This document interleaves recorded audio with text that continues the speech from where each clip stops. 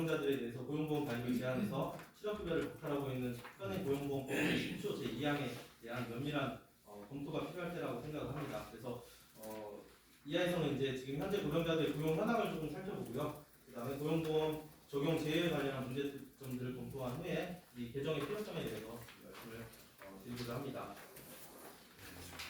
17페이지 고령자 고용 현황으로 넘어가고요. 이거 표 2를 보시면은 좀 더 좋을 것 같습니다. 표 2가 15세 이상 인구 대비 고령층 인구 및 경제활동 인구라고 되어 있습니다. 물론 여기서 고령층은 65세에서 79세에 해당되는 그 고령층 인구에 대한 그 통계가 있어서 이거를 가져와 봤는데요. 2012년하고 22년하고 한번 비교를 해보시면 좋을 것 같습니다. 15세 이상 인구가 2012년도에는 4,100만 명 정도였는데 2022년도에 4,500만 명이 됩니다. 그러니까 한 300만 명 이상 증가를 한 거죠. 인구수는 이제 이렇게 증가를 했습니다. 그런데 고령층 인구를 보시면은 20년도에 1,030만 명 정도였었는데 지금 2022년도에는 1,500만 명 정도입니다. 고령층 인구는 500만 명이 증가한 겁니다. 그러니까 15세 이상 인구가 300만 명 증가했는데 고령층 인구가 500만 명 증가했으니까 굉장히 많이 증가했다 이렇게 보시면 될 것 같고요. 그걸 이제 비중으로도 좀 보시면 2012년도에 고령층 인구가 24.7%였는데 2022년도에는 33.4%에 달한다. 이렇게 좀 보시면 될 것 같습니다. 네, 다음으로 18페이지에 그러면 이분들이 그 어떤 산업에 주로 그 분포를 하고 계시는지 표 3을 좀 봐주시면 좋을 것 같습니다. 예, 표 3에 보시면은 이 표 같은 경우는 65세에서 79세와 관련된 표도 별도로 있습니다. 그래서 지금 가장 많은 부분을 차지하고 있는 게 사업, 개인, 공공 서비스업에 해당 종사하시는 분들이 43.2%, 그리고 농림어업에 종사하시는 분들이 24%, 그리고 소도매, 숙박, 음식업에 종사하시는 분들이 12.8%로 조사가 되고 있습니다. 자, 이런 형태로 조금 그 전문적인 일들이나 이런 쪽에는 이제 어르신들이 많이 여러 산업에 동포하고 있지 않고 좀 단순 반복 업무 이런 쪽에 좀 많이 근무를 하고 있다는 걸 보여주는 것 같습니다. 그래서 그와 관련해서 직업별 취업자 분포를 보시면요, 10페이지 표 4를 보시면은 이것도 65세에서 79세 통계가 별도로 있습니다. 그래서 보시면은 단순 노무 종사자가 34.4%가 단순 노무 종사자에 해당이 되고요. 그 다음에 23.3%가 농림어업 청년 종사자, 그리고 서비스 판매 종사자가 17.1%로 이렇게 직업별로 구분하자면 이렇게 근무를 좀 하고 계시다는 겁니다. 그래서 비교적 일반 15세 이상 취업자 같은 경우는 골고루 이렇게 다 분포가 되어 있는데 65세 이상 그 어르신들 같은 경우는 이렇게 좀 단순 업무, 단순 반복 업무, 뭐 서비스, 판매 누구나 할 수 있는 약간 그런 업무에 좀 종사하고 있다는 그런 통계가 여기 나와 있다는 것을 좀 보여주고 있습니다. 예. 다음으로 3장으로 넘어가서 고용보험법 적용 제외 문제 검토로 넘어가 보도록 하겠습니다. 첫 번째 고용보험법 적용 제외 규정의 연역을 보시면요, 21페이지 표로 좀 정리를 해봤습니다. 예, 이 고용보험법이 95년도에 이제 제정이 됐는데 95년도에 보시면은 이 8조 1호에 60세 이후에 새로이 고용된 자 같은 경우는 이 고용보험법에 적용해서 제외가 된다라는 규정이 있었습니다. 60세 이후 그때 당시에는 97년도에 1월 1일에 또 이제 새로 개정이 돼서 시행이 됐는데요. 그때는 60세 이후에 새로이 고용된 자 그리고 65세 이상인 자가 적용 제외가 됐었습니다. 그리고 2004년도가 되면은 65세 이상인 자만 이 고용보험법에 적용 제외가 됐었고요. 그리고 지금 현재 상황을 보시면은 앞에서 여러분들께서 말씀하셨지만 65세 이후에 고용된 되거나 자영업을 개시한 사람에게는 제4단계 보장을 적용하지 아니한다 이렇게 되어 있는데, 중간에 가로에 보시면 65세 전부터 피보험 자격을 유지하던 사람이 65세 이후에 계속하여 고용된 경우 제외한다라고 되어 있습니다. 즉 65세 이전부터 쭉 일하시던 분이 65세 이후까지 계속 근로하시는 분들은 적용을 받을 수 있는데 65세 이후에 이제 고용되신 분들이 이제 고용보험 적용이 제외가 된다는 말씀입니다. 이 2페이지에 기존 논의 검토라고 되어 있는데 기존 논의 검토는 그 21대 국회에서 그 법안을 발의하셨던 의원들 안을 좀 검토를 해봤습니다.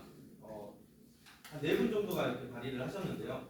그 3분 같은 경우는 이 고용보험법 제10조 2항을 폐지를 해야 된다라고 주장하시는 분이 이제 김성원 의원님, 그리고 이미자 의원님, 김영진 의원님 이렇게 3분이었고요. 그리고 권명호 의원님은 이 적용 제외 연령을 70세로 좀 상향을 하자라고 주장을 하셨습니다. 그래서 요 4가지 안을 가지고서 이제 제한 이유라든가 또는 이제 이 법안을 발의를 하게 되면은 검토 보고서라는 것을 전문위원이라는 분이 작성을 합니다. 그래서 검토 보고서에서 이 안에 뭐 문제점, 또는 이제 좀 긍정적인 측면, 부정적인 측면 이런 것들을 좀 말씀을 그 검토 보고서에 이렇게 남겨놓습니다. 그래서 그거에 대한 것들을 조금 주로 이제 좀 살펴봤고요. 그 내용을 굉장히 좀 내용이 방대한데 이거를 제가 표로 좀 정리를 해봤습니다. 그래서 27페이지부터 28페이지, 29페이지 이렇게 보시면 될 것 같고요. 먼저 제한 이유를 좀 보도록 하겠습니다. 제한 이유를 보시면은 고령자의 경제활동이 활발해짐에 따라서 65세 이후에 취업한 직장에서도 이직 재취업하거나 퇴직 후 자영업을 개시하는 경우가 많이 있다. 그리고 연금이나 퇴직금으로 생활하는 고령자보다 경제활동을 통해서 소득을 얻는 고령자가 많다는 점, 이런 이유로 이제 제안을 하셨고요. 그 다음에 추가적으로 좀 더 보시면 이미자 의원 대표 발의안 보시면 65세 이후의 경제활동을 통한 소득으로 생계를 유지하는 고령자가 많이 있다는 점, 이런 점들도 있었고요. 그리고 권명호 의원님 같은 경우는 다양한 노인 일자리가 지금 현재 창출되고 있다. 그리고 고령자들의 생활안정과 근로활동을 촉진하는 것이 필요하다라는 취지에서 이 법안들을 제안을 했었습니다. 그리고 이제 두 번째 이제 검토 보고서의 주요 내용을 보시면요. 보시기 조금 불편하실 수 있는데 제가 부정적인 측면 위주로 조금 말씀을 드리도록 하겠습니다. 그러니까 전문위원분들께서 이 법안에 대한 좀 부정적으로 좀 보시는 그런 입장에 대한 설명을 좀 말씀드리면요. 첫 번째로 65세 이상의 사람은 국민연금을 지급받음으로 실업급여를 지급할 필요성이 적다는 정책상 판단에 따른 것으로 보인다는 점.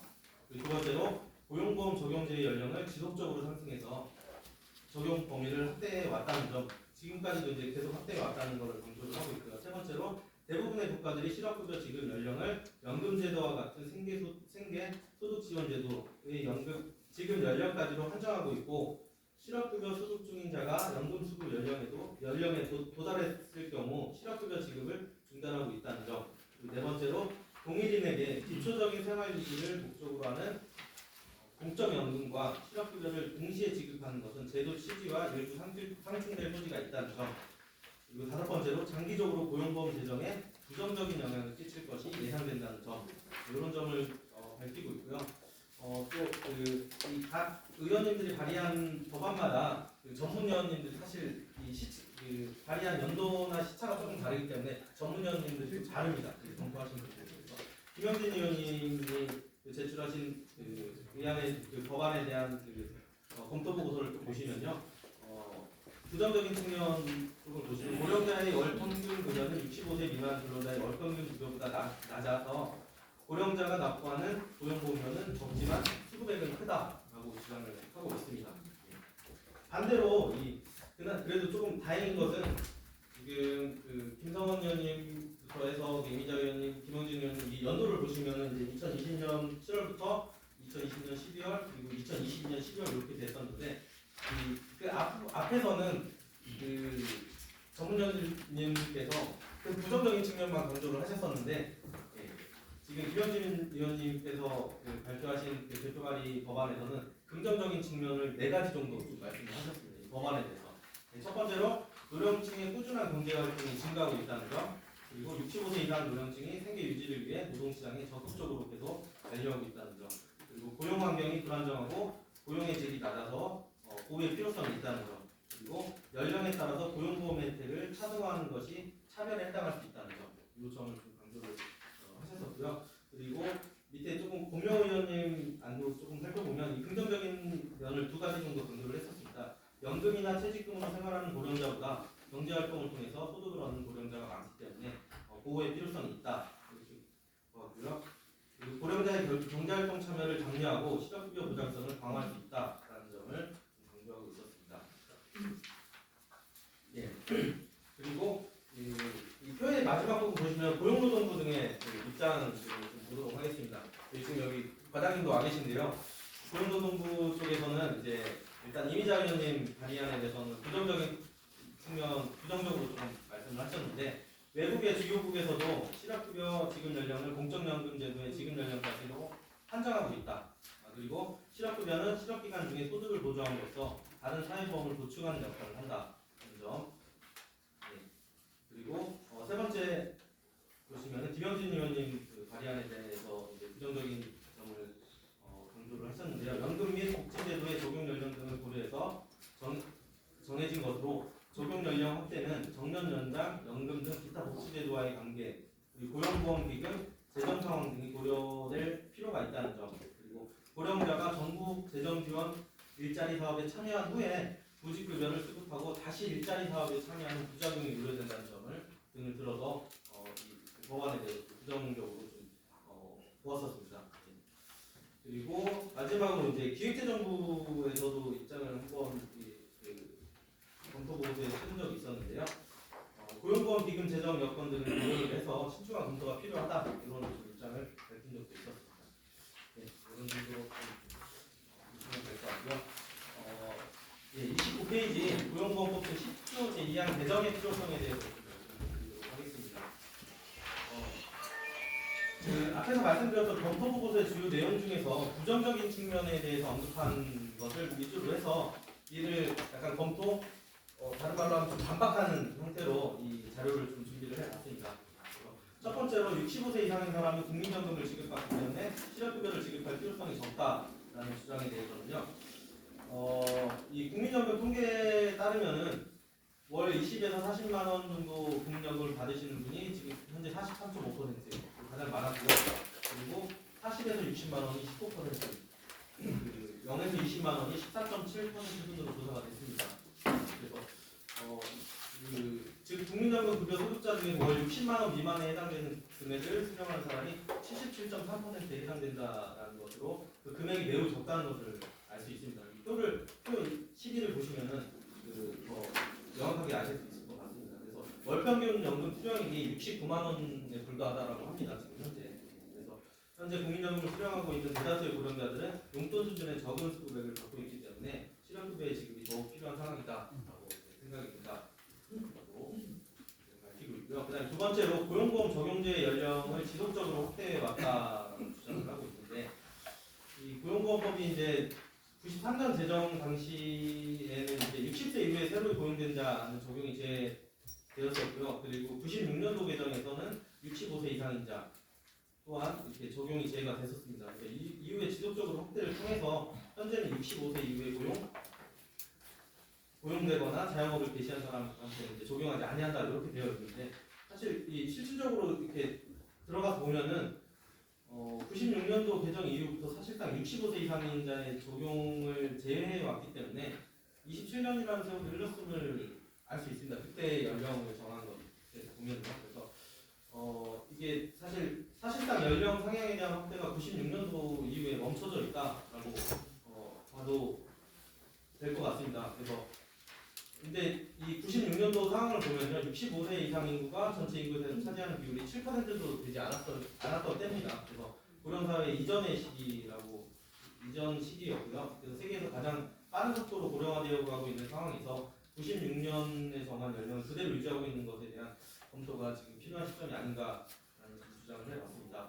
그리고 세 번째로 대부분의 국가들이 실업급여 지급 연령을 연금제도와 연동을 하고 있다라고 주장을 하고 있는데요. 맞습니다. 그 상황은 맞고요. 여러 검토 보고서에서 이런 부분들 다 계속 언급을 하고 있었습니다. 근데 이게 단순히 우리나라하고 비교를 할 수 없는 게 그 대부분의 여기서 언급한 국가들 같은 경우는 노후소득 보장이 우리나라보다는 좀 잘 되어 있는 나라들이라고 생각이 됩니다. 그래서 하지만 우리나라의 경우 앞서 언급한 바와 같이 그 연금 월 평균 수령액이 69만 원에 불과하다는 점 그리고 그렇기 때문에 단순히 노후소득보장 제도가 미흡한 우리나라의 상황과 외국 상황을 단순 비교해서는 안 된다라고 그렇게 주장을 해봤습니다. 네 번째로 공적연금과 실업급여를 동시에 지급하는 것은 제도의 취지와 상충된다. 라는 주장에 대해서 좀 반론을 좀 제기해 보겠습니다. 국민연금하고 공무원연금, 사립학교 교직원연금 수급자 통계를 살펴보면요, 현재 65세 이상 인구 중에서 인구가 65세 이상 인구가 약 950만 명 정도로 조사가 되고 있습니다. 그런데 국민연금, 사립학교 교직원연금, 공무원연금 이 세 개 합쳐서 수급하시는 분들이 690만 명 정도 됩니다. 700만 명 된다고 해도 250만 명 되시는 분들은 아예 이제 이런 공적연금 혜택을 받을 수 없는 거죠. 그리고 이제 그래서 이 고령자의 약 73.3%에 해당되시는 분들은 받고 있는데 나머지 약 26%에 해당되시는 분들은 공적연금 수급하지 못하고 있다는 것으로 해석이 됩니다. 물론 만 65세 이상 중 소득 하위 70%에 해당하는 고령자에게 지급하는 기초연금 제도가 운영 중에 있지만 앞에서 말씀드렸다시피 2023년도 기준 월 32만 3천 원에 이제 불과한 것이 이제 현실입니다. 따라서 이렇게 적은 금액을 수급하거나 수급하지 못하는 고령자들이 65세 이후에 취업한다고 해서 실업급여를 지급하지 않는다면 고령자들을 고용보험의 사각지대로 내놓는 것이라고 생각이 됩니다. 그리고 다섯 번째로 장기적으로 고용보험 재정에 부정적인 영향을 미친다라고 주장한 것에 대해서 좀 반박을 해보면요. 당연히 고용보험 재정에는 악영향을 미칠 것으로 예상이 됩니다만 지금 이 개정안 같은 경우는 이제 고용보험 적용 대상자와 대상자 중 구직급여 등의 수급